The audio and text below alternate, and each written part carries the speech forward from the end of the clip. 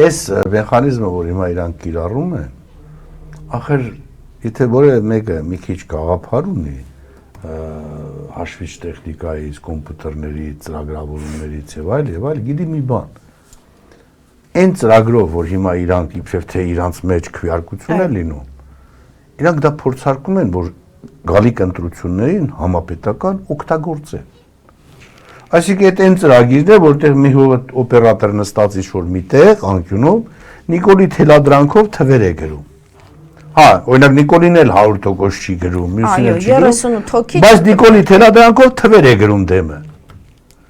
Ախր այս դարու 21-րդ դար,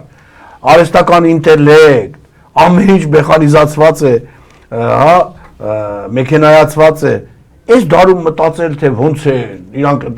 օնլայն քվեարկությունը, այդ ցանկացած մեկը, բա որ Ամերիկան ոռնոցը դրել էր, որ Պուտինը միջամտել է ամերիկյան ընտրություններին, պատկերացրեք Ամերիկայի Միացյալ Նահանգներ, երկիր,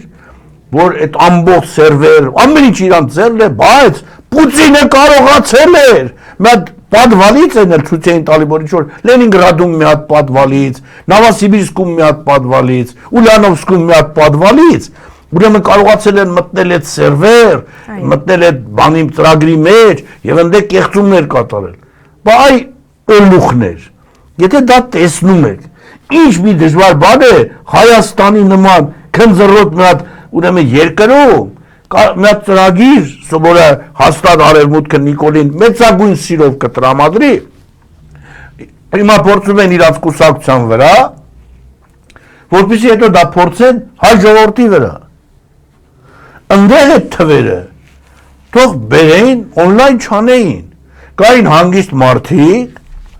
փակ քվեարկությամբ, այդտեղ դնեին թուղթ ու գրիչ, եւ այդ մարդիկ լավագույն քվեարկությունը դա է։ Իդեպ հանձնաժողովների քվեարկությունները արվում են նման համակարգով։